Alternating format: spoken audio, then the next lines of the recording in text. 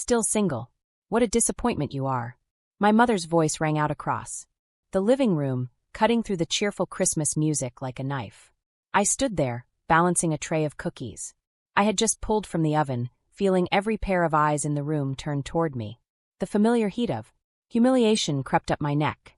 "Mom, please," I said quietly, setting the tray down on the coffee table with trembling hands. "Please what?" She waved her hand dismissively, her wedding rings catching the light from the Christmas tree. "I'm just stating facts, Marianne. You're 37 years old. Your sister got married at 25. Even your cousin Patricia found someone, and she used to be so shy." This was the annual tradition I had come to dread. Every Christmas, without fail, my mother found a way to announce my single status to the entire family as if it were breaking news. The sympathetic looks from aunts, the awkward silence from uncles, the barely concealed smirks from my younger cousins. I knew them all by heart. My name is Marianne, and I am turning 38. In February. I live in Portland, Oregon, where I work as a senior marketing director for Bright Hollow Labs, a pharmaceutical research company. To the outside world, my life might look successful. I have a beautiful apartment, overlooking the river, a career I have worked tirelessly to build, and financial independence. But to my family, none of that mattered. The only measure of success they recognized was whether I had a husband and children. "Eleanor, maybe we should talk about something else," my father said from his armchair, though his voice lacked conviction. He never really stood up to my mother, not in the 39 years they had been married. "Why should we?" Mom continued, turning to face the room full of relatives who had gathered for our annual Christmas celebration. "Maybe if we talk about it enough, she will finally do something about it. I mean, look at her. She is not getting any younger." My sister Victoria, sitting on the couch with her husband Gerald and their 2 children, looked down at her wine glass. She would not meet my eyes. We used to be close when we were younger, but somewhere along the way, she had started echoing our mother's views. Or maybe she had always agreed, and I just had not wanted to see it. "I have a fulfilling life, Mom," I said, trying to keep my voice steady. "My career is important to me.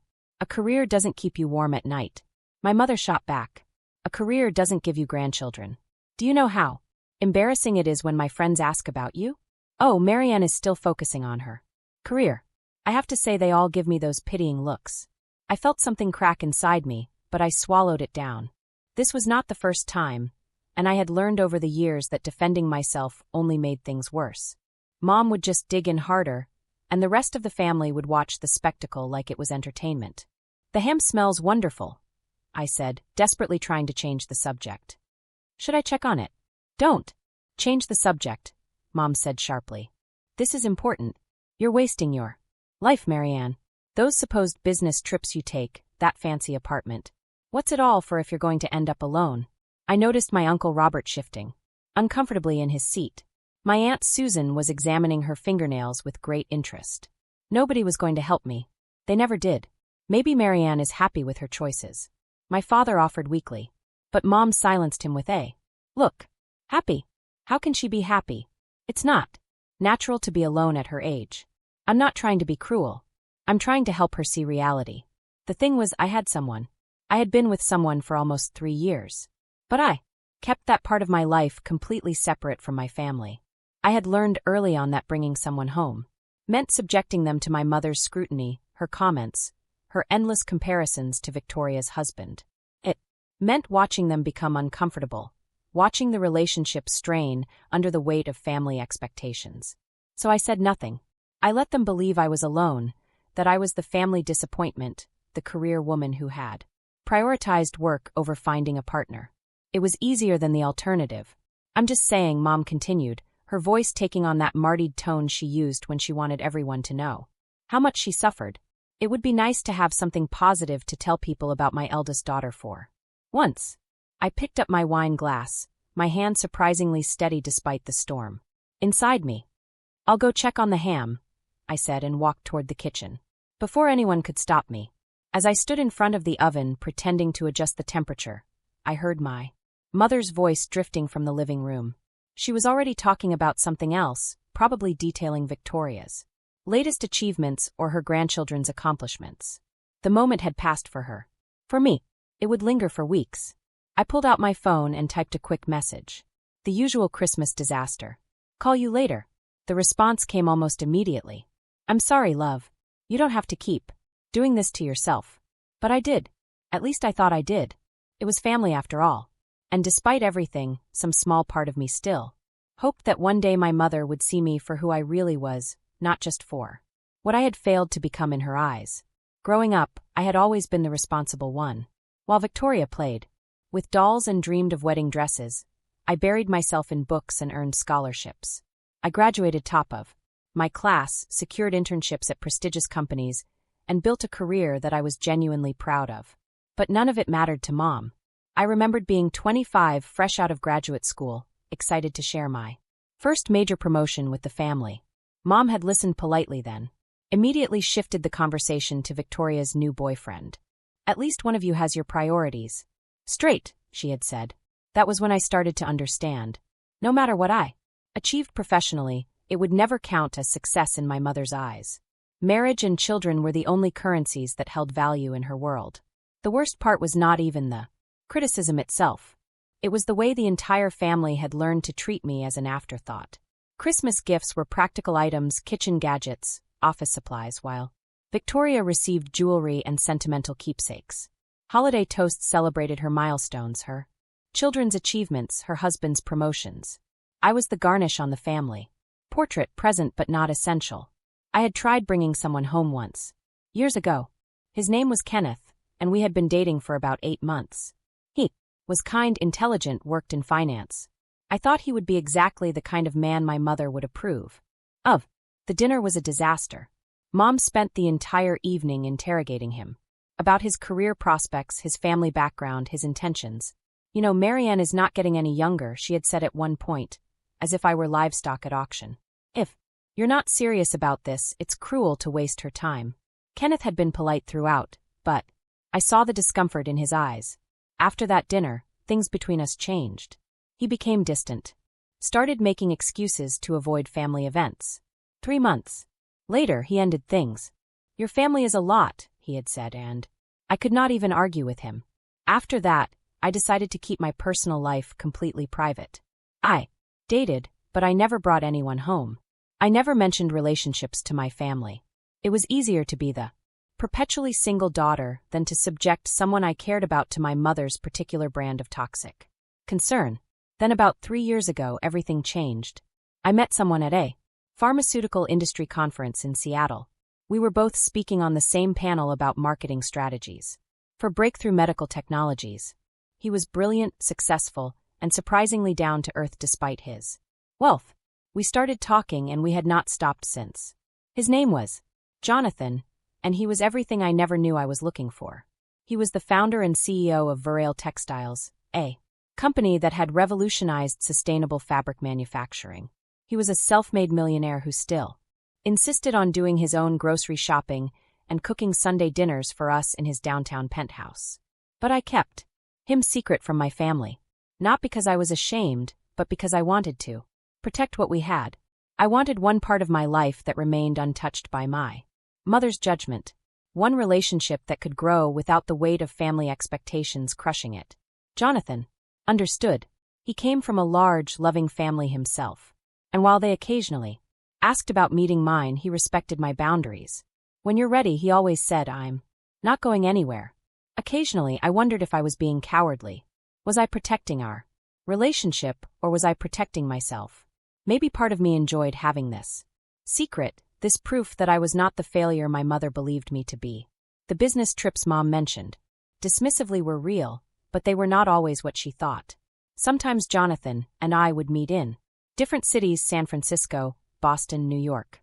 He would arrange his business, travel to coincide with mine, and we would steal weekends together, exploring new restaurants, visiting museums, simply enjoying each other's company without the pressure of family scrutiny. He had asked me to marry him 6 months ago. We were in his apartment cooking dinner together, something we did often. He had been chopping vegetables when he suddenly set down the knife, wiped his hands on a towel, and pulled out a ring. I know your family situation is complicated, he had said, and I know you might need time before you want to make any announcements, but I need you to know that I want to spend my life with you, Marianne. Whenever you're ready to Share that with the world, I'll be here. I had said yes immediately. We decided. On a quiet ceremony, just the two of us and a witness. At City Hall. We were legally married 3 months ago, but I had not told my family. I told myself I was waiting for the right moment. But the truth was more complicated than that. Part of me was afraid. Afraid that once they knew, everything would change. Jonathan would become real to them and they would dissect our relationship, compare it to Victoria's marriage, find ways it fell short. My mother would probably criticize his career choice. Textiles were not as impressive as finance or medicine in her mind. Or she would accuse me of trying to show up Victoria. But another part of me, a part that was growing stronger with each passing holiday season, wanted them to know. Wanted to see their faces when they realized their disappointment of a daughter was not only married, but married to someone successful and kind. Wanted them to understand that their definition of worth was not the only one. That mattered. As I stood in the kitchen that Christmas evening listening to the muffled sounds of my family in the other room, I made a decision. This could not go on forever. Something had to change. The rest of that Christmas evening passed in its usual rhythm. Dinner was served. Compliments were given to Victoria for bringing such a lovely dessert, even though I had baked it. Gifts were exchanged, and the children squealed with delight over their presents. I received a set of dish towels and a calendar featuring motivational quotes about self-improvement. I thought these might inspire you, Mom, said, patting my hand. It's never too late to make changes.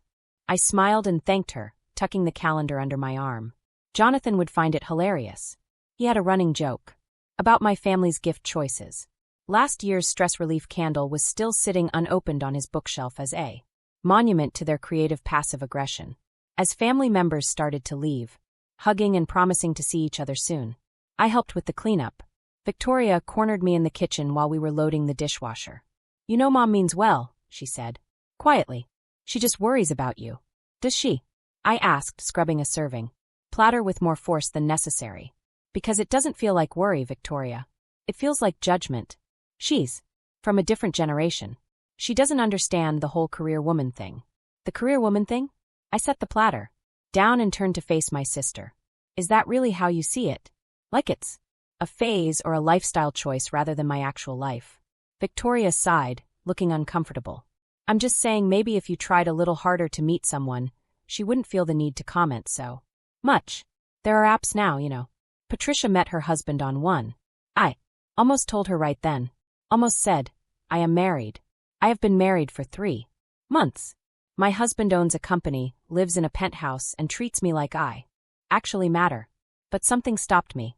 Maybe it was the way Victoria spoke about my life, as if it were a problem that needed solving. Maybe it was the realization that even if I told her, she would probably just relay the information to Mom with some commentary about how I should have mentioned it sooner. I'll keep that in mind, I said instead, and returned to the dishes. When I finally left my parents' house, it was nearly 10 o'clock. The drive back to my apartment usually took 40 minutes. But I took the long way, needing time to decompress. The streets were quiet, Christmas lights twinkling in windows, families visible through curtains wrapped in their own holiday celebrations. My phone rang as I was pulling into my parking garage. Jonathan's face filled the screen, and I felt some of the tension drain from my shoulders. Hey, I answered, putting the phone on speaker as I gathered my things. How bad was it this year? His voice was warm, concerned. Scale of 1 to 10, probably a 7. She worked the single disappointment angle, mentioned that I'm not getting any younger, and implied that my business trips are just excuses. I'm sorry, love. It's fine. It's always like this. I locked my car and headed toward the elevator. Are you still at your parents'? Just left. They asked about you again. My mom wants to know when she can finally meet the mysterious woman who stole her son's heart. I smiled despite myself. Jonathan's family sounded so different from mine. His mother apparently baked cookies every weekend and had a standing Sunday dinner tradition where everyone was welcome. His 3 siblings were all happily married with kids, but they also had careers and interests outside their families. It sounded almost fictional. Maybe soon, I said, though I had been saying that for months. No pressure, he assured me. Just know that the invitation stands whenever you're ready. I entered my apartment, dropping my keys on the console table. The space was dark except for the soft glow of the city lights through the floor to ceiling. Windows. Can you come over? I know it's late, but I'm already on my way. Should be there in 20 minutes. That was Jonathan. He always knew what I needed before I had to ask. While I waited, I changed out of my dress into comfortable clothes and made tea. I looked at the motivational calendar my mother had given me. Flipping through the months, January's quote read, "The only person holding you back is yourself." When Jonathan arrived, he immediately pulled me into a hug. He smelled like expensive cologne and winter air. "Tell me everything," he said. So I did.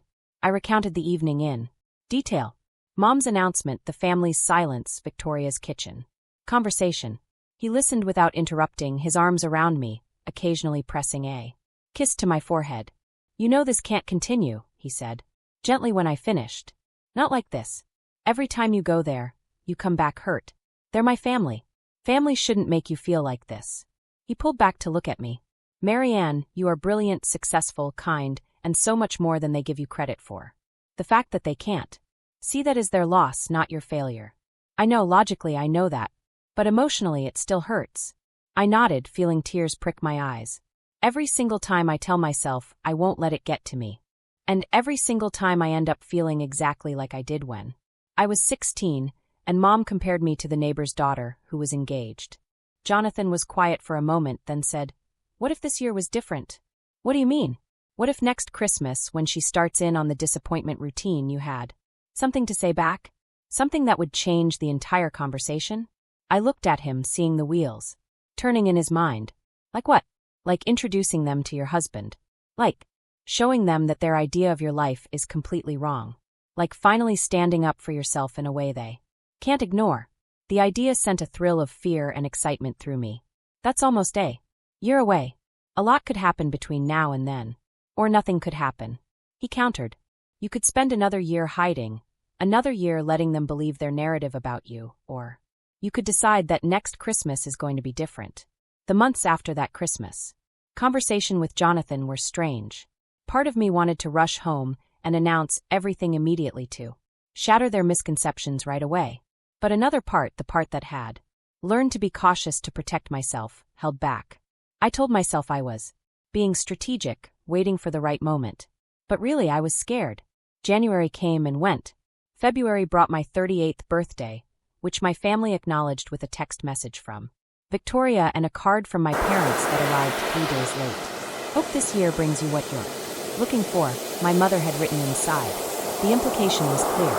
In March, I got promoted to executive director at Bright Hollow Labs. It was a massive achievement, youngest person to hold the position in the company's history, a significant salary increase, and a seat on the executive board. I was over the moon. I called my parents to share the news. My father answered. "That's wonderful, sweetheart," he said, and I could hear the genuine pride in his voice. "Your mother's just finishing up at her book club. Let me have her call you back." She never did. Victoria sent a text. "Congrats on the promotion. Mom's worried. All this work stress isn't good for you. Maybe take some time off. You could join a class or something. Meet people." I stared at that message for a long time. Even my achievements were reframed as problems, as obstacles preventing me from finding what really mattered. I showed it to Jonathan that evening. "That's it," he said, his jaw tight with anger. "Marianne, this is toxic. They're never going to celebrate you the way you deserve." "I know. Do you? Because you keep going back. You keep hoping they'll change. That one day they'll wake up and see you. What am I supposed to do? Cut them off completely?" "I'm not saying that. I'm saying set boundaries. Tell them the truth. Stop protecting them from reality." We fought that night. Our first real fight. Jonathan thought I was being a coward, hiding behind excuses. I thought he couldn't understand because his family actually supported him. We said things we didn't mean, and I ended up sleeping in the guest room. By morning, we had apologized. But something had shifted. The secret I had been keeping started to feel less like protection and more like a burden. In April, Victoria announced she was pregnant with her third child. The family chat exploded with congratulations and excitement. I added my own congratulations, genuinely happy for my sister despite everything. But then came my mother's voice message. "Isn't this wonderful? Another grandbaby. You know, Marianne, if you're ever going to have children, you need to start thinking seriously about it. You're sisters younger than you, and this is already her third. Time doesn't stop for anyone, and you've wasted so much of it already. I played it for Jonathan. His face darkened. That's cruel. You know that's cruel, right? It's just mom being mom. No, it's abuse. Emotional abuse. Just because it's subtle doesn't make it any less damaging. I wanted to argue, but I couldn't. Deep down, I knew he was right. Memorial Day weekend brought a family barbecue at my parents' house.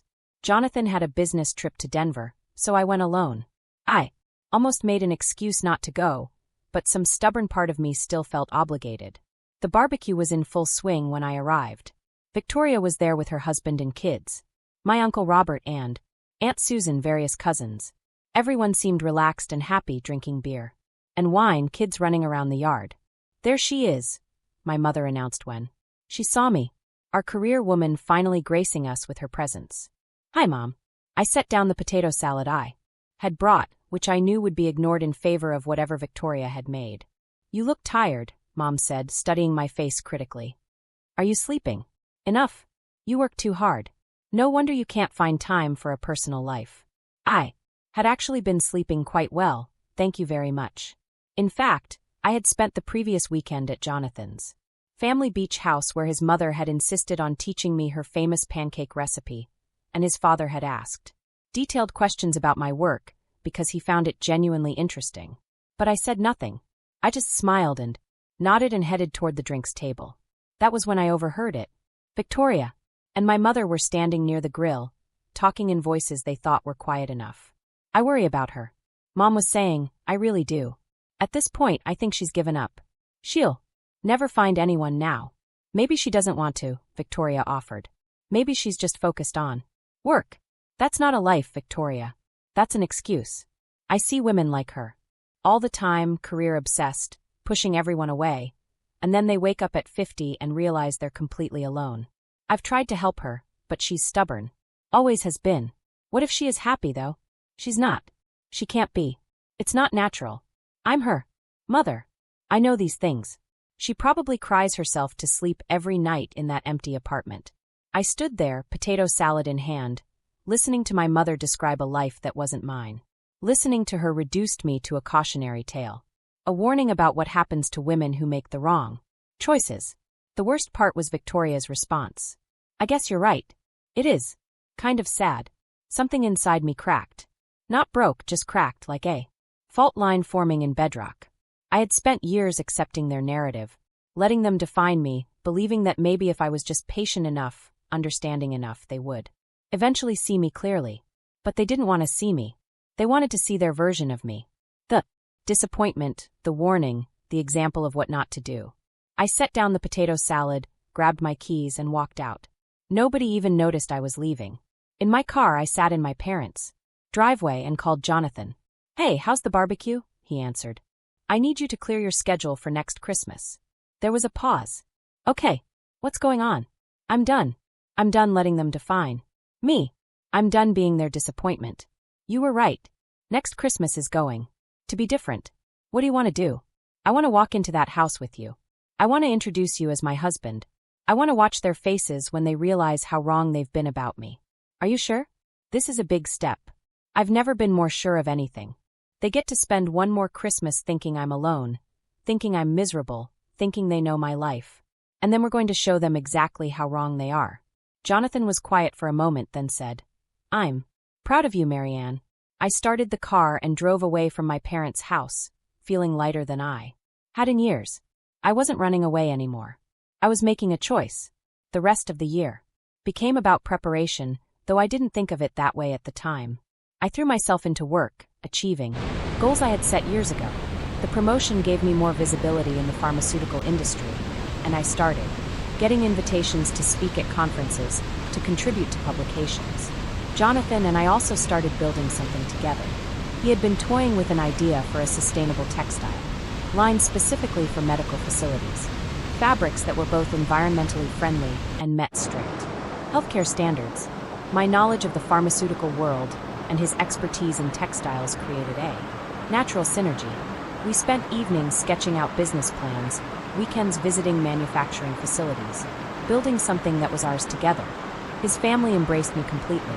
His mother, Patricia, insisted I call her mom, which felt both wonderful and strange. His father, William, took me sailing and asked my opinion on everything from politics to his golf swing. This is what family should feel like, I told Jonathan one Sunday evening after dinner at his parents' house. It is, he agreed. But your family could be like this too if they chose to be. By July, I had stopped answering my mother's calls as frequently. When she left voicemails about setting me up with her friend's divorced son, or suggested I try a new dating app, I simply deleted them. Victoria's texts went unanswered for days, sometimes weeks. Is everything okay? Victoria asked in one message. You've been really distant lately. Just busy with work, I replied, which was true. But it was also easier to maintain distance than to keep subjecting myself to their judgment. In August, my mother showed up at my apartment unannounced. I was home, thankfully without Jonathan, working on a presentation. You've been avoiding me, she said when I opened the door, not even waiting for an invitation before walking in. I've been calling. Victoria says you barely respond to her messages. I've been busy, Mom. Too busy for family.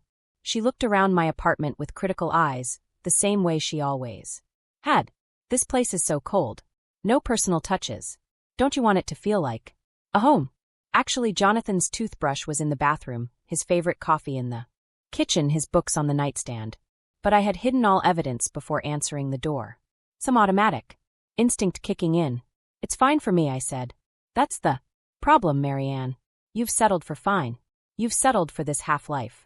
She sat down on my couch uninvited. I didn't raise you to be alone. I'm not.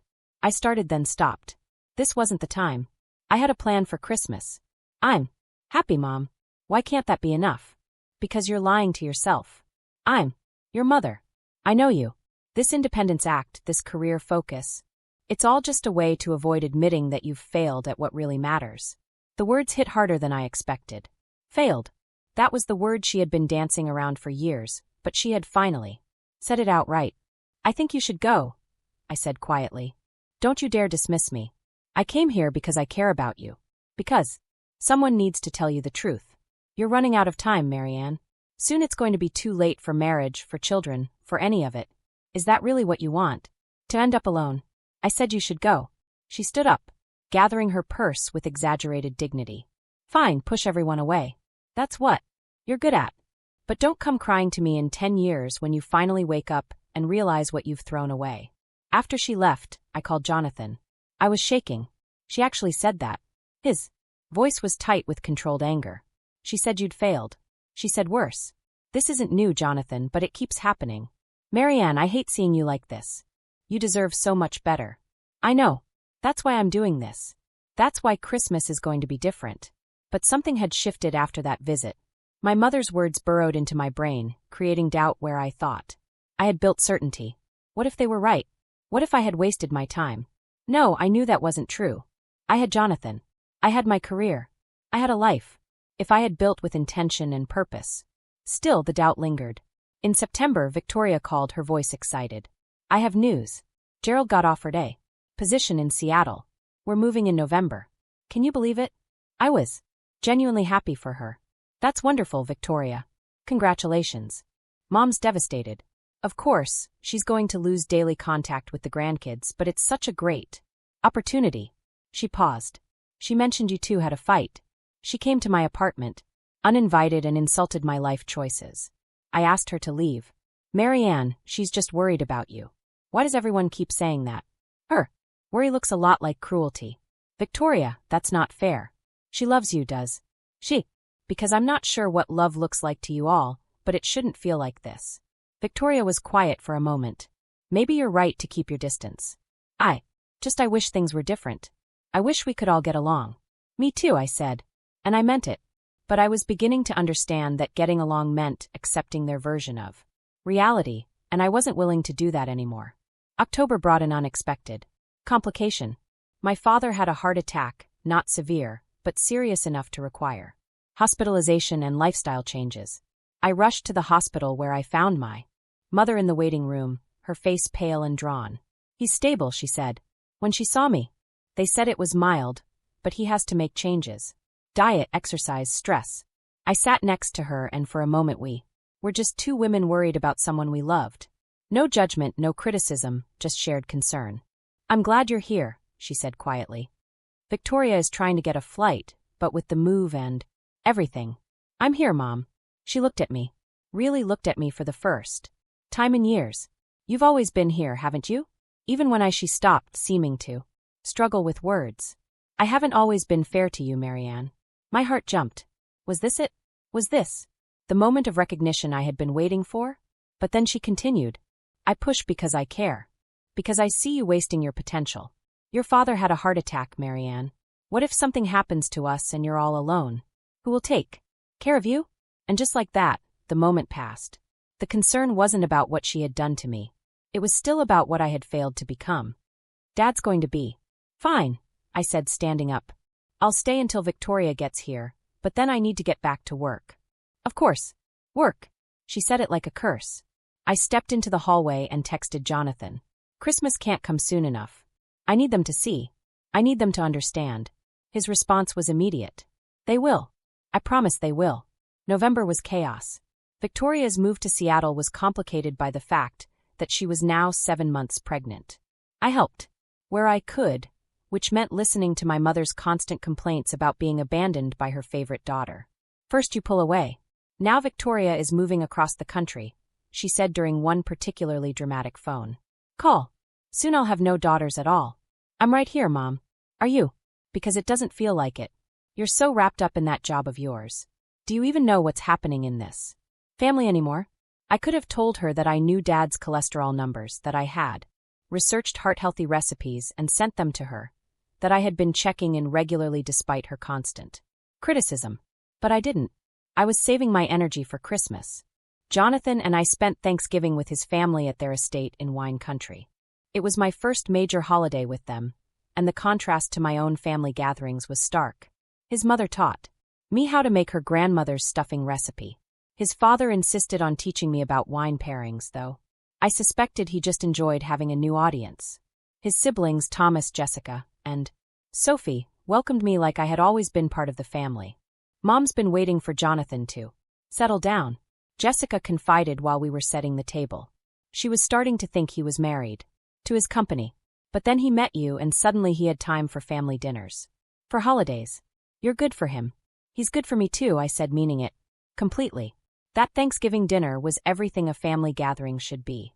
There was laughter, teasing, genuine interest in each other's lives. When Jonathan told his family about our business venture, the sustainable medical textiles, they asked intelligent questions and offered useful contacts. Your family is amazing, I told Jonathan that night as we lay in the guest room of his parents' house. They're your family too now, he reminded me. That's what marriage means. I know. It's hard to wrap my head around. The fact that families can actually be like this. He pulled me closer. 1 month until Christmas. Are you ready? I think so. I'm nervous. That's normal. But Marianne, remember, this isn't about proving anything to them. This is about you finally standing up for yourself, about not letting them define you anymore. I know, but part of me still wants them to, apologize, realize what they've done. They might, but they might not. And you need to be prepared for that. He was right. Of course, there was no guarantee that revealing my marriage would change anything, but at least I would have tried. At least I would have stopped hiding. December arrived with the usual flurry of Christmas preparations. My mother called to confirm I was coming to Christmas dinner. Of course, I said I wouldn't miss it. Good. Victoria is flying in with the family. It will be nice to all be together. Well, most of us together. Some of us still have families to bring. The dig was automatic, reflexive. I didn't even react anymore. Actually, Mom, I was hoping to bring someone this year. Someone special. There was a pause. Special. Marianne, if this is another one of those work friends you're going to pass off as something more. It's not. This is someone I've been seeing for a while. Someone I want the family to meet. Seeing? For how long? A few years? A few years. Her voice rose. And you're just now mentioning this? Who is he? What does he do? Why have you been hiding him? You'll meet him at Christmas. I want it to be a surprise. I don't like surprises. Marianne, tell me now. Christmas, Mom. I'll tell you everything at Christmas. I hung up before she could argue further. My hands were shaking, but I felt exhilarated. The ball was in motion now. There was no going back. Over the next few weeks, my mother called repeatedly, demanding information. I held firm. Victoria texted. Mom says you're bringing someone to Christmas. Is this real or are you just trying to get her off your back? It's real. I texted back. You'll see. Jonathan and I prepared carefully. We discussed exactly how we wanted to handle it, what we would say, how we would present ourselves. He was surprisingly calm about the whole thing. I've been waiting 3 years to meet your family, he said. Well, maybe not waiting exactly, but I'm ready. The question is, are you ready for them to meet me? I am. I'm tired of hiding. I'm tired of being treated like a failure when I have this incredible life they know nothing about. 2 days before Christmas, my mother left a voicemail. Marianne, this mystery person better be serious. I'm not having you embarrass this family by bringing some casual fling to Christmas dinner. Victoria thinks you're making this up. Please tell me you're not making this up. I showed the message to Jonathan.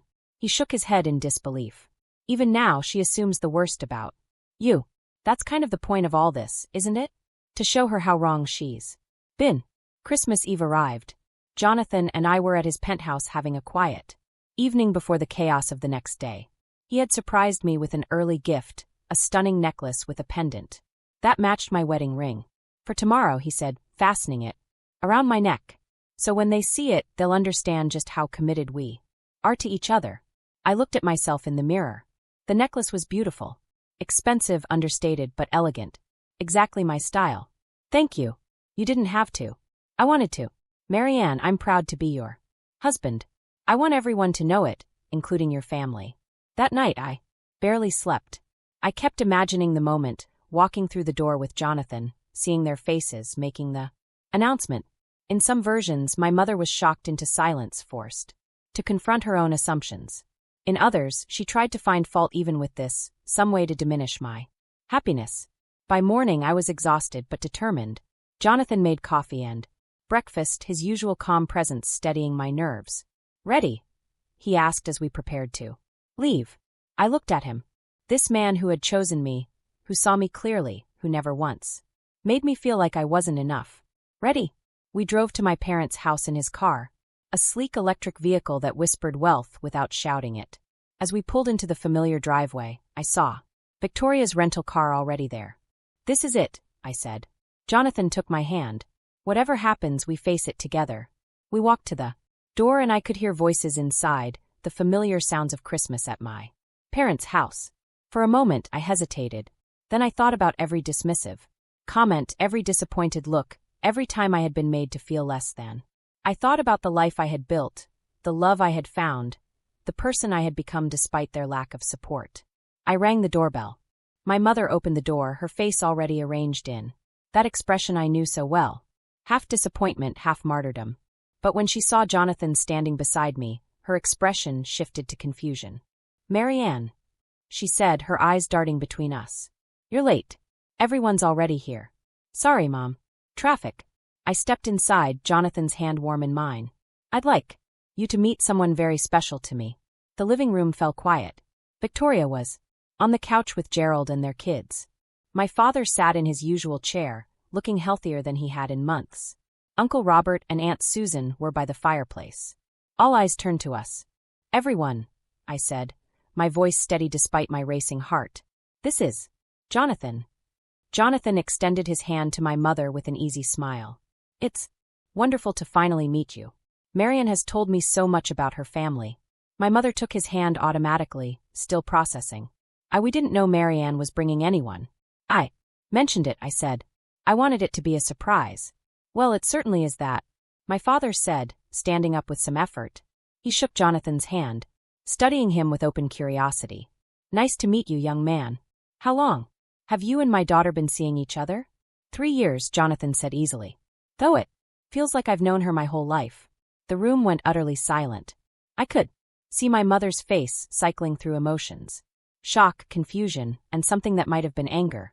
3 years, Victoria finally said, her voice sharp.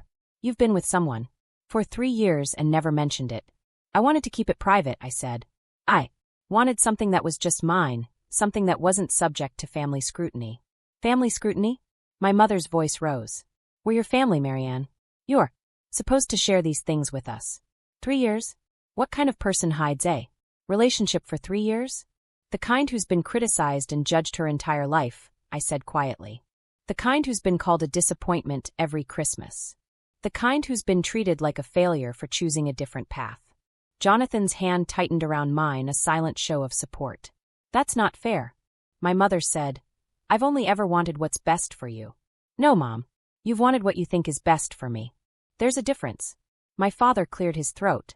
Maybe we should all sit down, have some coffee, get to know Jonathan properly. I'm sure there's a lot we can learn about him. Yes, my mother said, seizing on this. Tell us about yourself, Jonathan.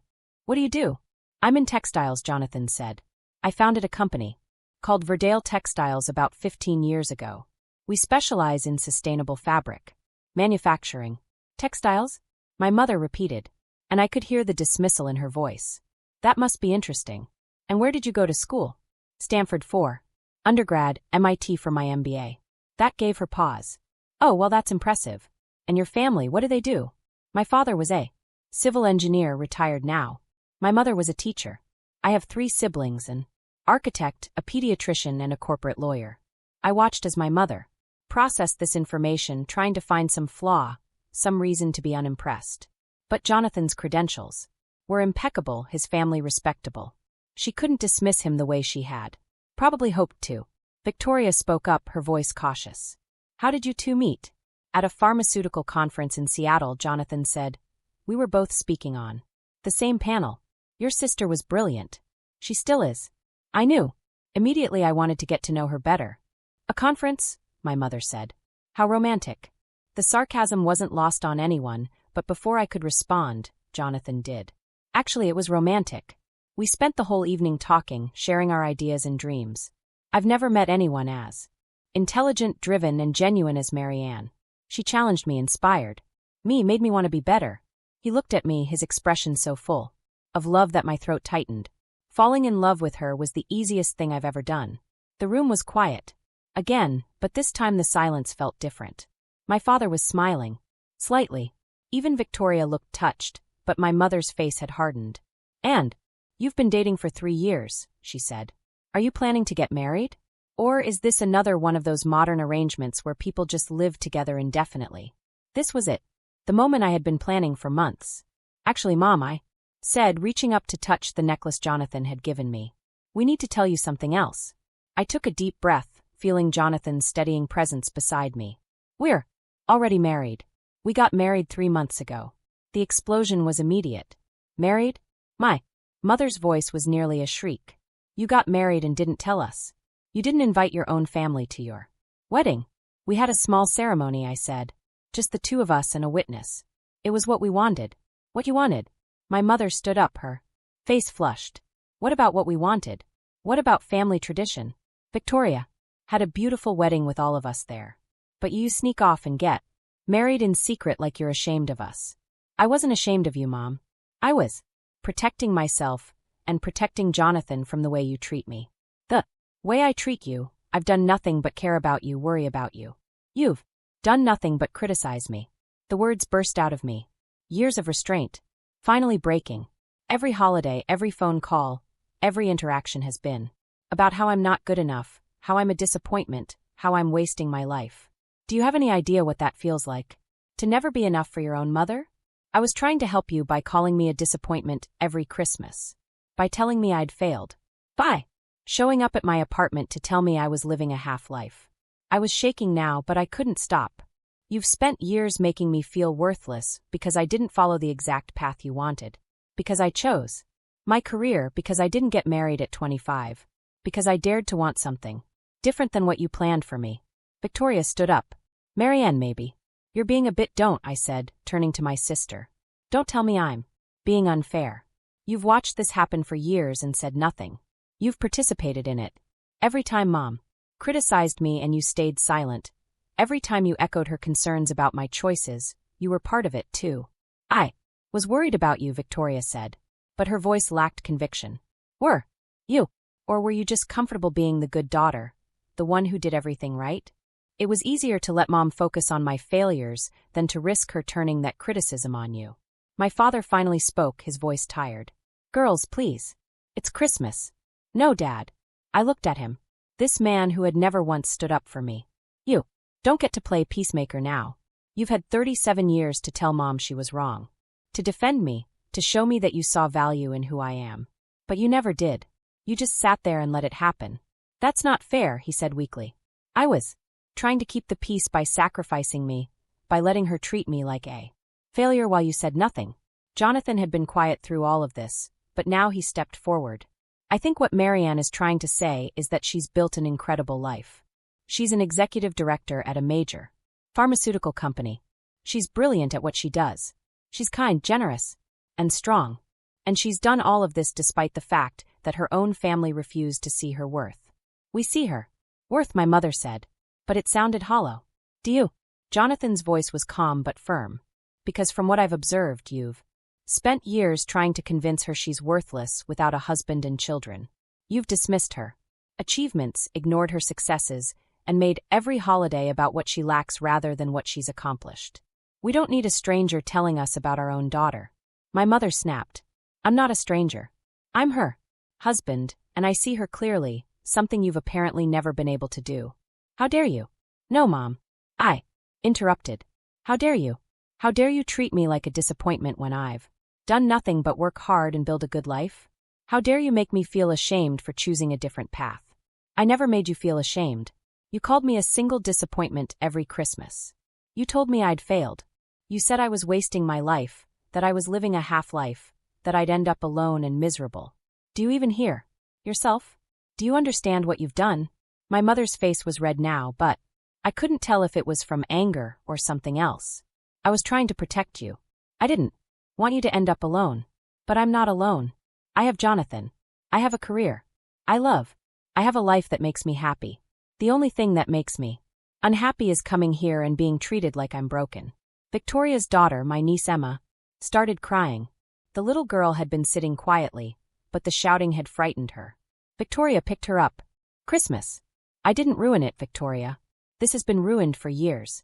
I just finally said something about it. My Uncle Robert cleared his throat awkwardly. Maybe we should all take a breath. No, I said, no more breathing. No more keeping the peace. No more pretending this is okay. Mom, I need you to hear this. I am not a disappointment. I am successful. I am loved and I am happy. The fact that my happiness doesn't look like what you wanted doesn't make it less valid. My mother stood soothing her and shot me a look that was pure venom. Happy now, she said. You've ruined. There, her mouth opening and closing, words seeming to fail her for once. The room was thick with tension, everyone frozen in this moment of brutal honesty. Then Jonathan spoke, his voice cutting through the silence with quiet authority. There's something else you should know. Marianne isn't just an executive director. The work she's done at Bright Hollow Labs has been groundbreaking. She led the team that developed a new drug delivery system that's going to change pain management for cancer patients. She's been nominated for an Industry Innovation Award. And she did all of this while building a life with me while planning our future together. He pulled out his phone and showed my mother something on the screen. This is our home, the penthouse we share in downtown Portland. This is the beach house where we spent last summer. These are photos from Thanksgiving with my family. Our family now. Marianne has been living a full, rich life. She's just been living it away from people who couldn't appreciate her. My mother stared at the phone, her face going pale as she scrolled through images of a life she knew nothing about. Me laughing on a sailboat. Jonathan and me at a gala for the pharmaceutical industry. Me cooking in Jonathan's mother's kitchen. Patricia's arm around me. I don't understand, my mother said, her voice small. Why would you hide all of this from us? Because I was tired of being judged, I said. Because every time I shared something good with you, you found a way to diminish it. My promotion, just more work stress. My apartment too cold, too empty. My achievements meaningless without a husband. So I stopped sharing. I built a life that made me happy and I kept it separate from you. We're your family, Victoria said. But there was uncertainty in her voice. Now are you? Because family should support each other. Family should celebrate each other's successes. Family should love each other unconditionally, not just when someone fits a specific mold. My father stood up slowly, his face pained. Marianne, sweetheart, I think we've made some mistakes. Some mistakes? The laugh that escaped me was bitter. Dad, you've spent my entire adult life sitting silently while Mom tore me apart. That's not some mistake. That's a choice you made every single day. I thought if I just kept the peace, you didn't keep the peace. You just let her treat me however she wanted. Jonathan's hand found mine again, grounding me. I looked at him, and in his eyes I saw understanding, support, and love. This was what family should feel like.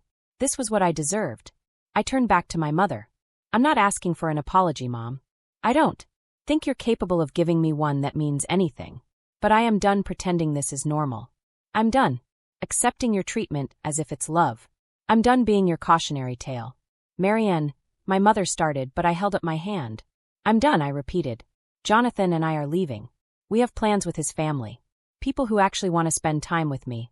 Who value me for who I am, not who they wish I was.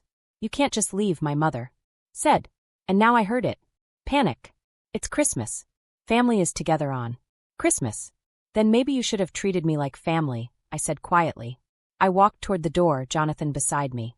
Behind us, I heard my mother's voice. Higher now, desperate. Marianne, wait. Please, let's talk about this. We can work this out. I stopped at the door and turned back one last time. My mother's face was crumpling. Tears starting to fall. Victoria looked stricken. My father seemed to have aged 10 years in the last 10 minutes. You had years to work this out, Mom. Years to see me, to value me, to treat me with basic respect. But you didn't. You chose to make me feel small so you could feel superior. You chose your narrative about my life over the reality I was living. And now, you have to live with those choices. I never meant. My mother's voice broke. I was just trying to help you. I thought you needed guidance. I needed a mother who believed in me. I said I needed parents who celebrated my successes instead of treating them as consolation prizes for not being married. I needed a family who saw me for who I am. But I didn't get that. So, I found it elsewhere. Jonathan opened the door, and cold air rushed in, bringing with it the scent of snow. I stepped toward the threshold, toward freedom, toward the life I had built. Merry Christmas, Mom, I said. I hope someday you understand what you've lost. We walked out into the winter afternoon behind us. I heard my mother's voice, calling my name, but I didn't turn around. Jonathan's car was parked in the driveway, a symbol of everything they hadn't known about my life. Are you okay? Jonathan asked as we got in. I thought about it for a moment, feeling the weight of years lifting from my shoulders. Yes, I said, surprised to find it was true. I'm actually okay. He started the car, and we drove away from my parents' house. In the rearview mirror, I could see my mother standing in the doorway, small and diminished. Part of me felt sad for her, for what she had lost by refusing to see me clearly, but mostly I felt free. We drove toward downtown, toward Jonathan's family's house, where Patricia would be waiting with her famous Christmas cookies, and William would insist on teaching me some new card game, where Jessica, Thomas, and Sophie would welcome me with genuine warmth, where children would run around excitedly, where I was valued for exactly who I was. Your mom called me 3 times yesterday, Jonathan said as we drove. She wanted to know everything about me. My job, my background, my intentions. I think she was trying to find some reason to disapprove. Did you tell her anything?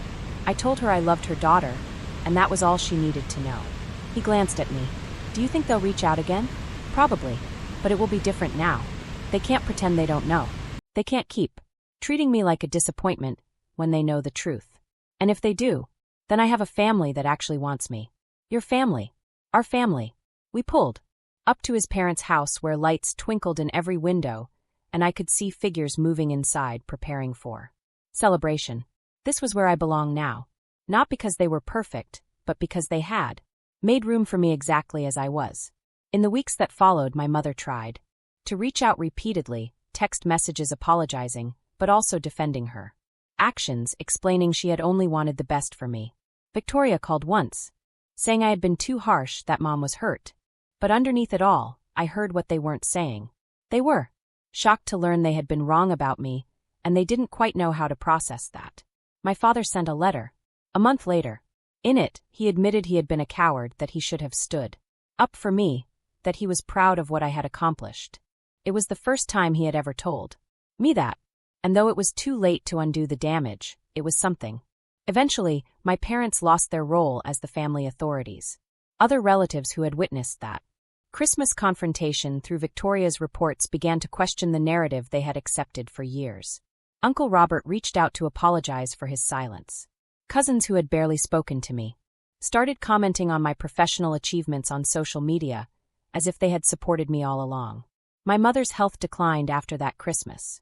The stress of losing her position as the family matriarch, combined with my father's health issues, left her diminished. She and my father moved to a smaller house closer to Victoria in Seattle where they could help with the grandchildren, but also be monitored. Victoria, now dealing with her own difficulties, a third child, a struggling marriage, the weight of being the golden child, found herself shouldering the burden of their care alone. As for me, I built the life I wanted. Jonathan and I launched our sustainable medical textile line, which became hugely successful. We traveled. We worked on projects that mattered. We spent time with his family, our family, and created traditions that felt authentic. And I reflected often on my revenge journey, realizing it wasn't really revenge at all. It was simply the act of choosing myself, of refusing to shrink to fit their expectations, of demanding to be seen. Sometimes the greatest revenge is living well and living honestly on your own terms.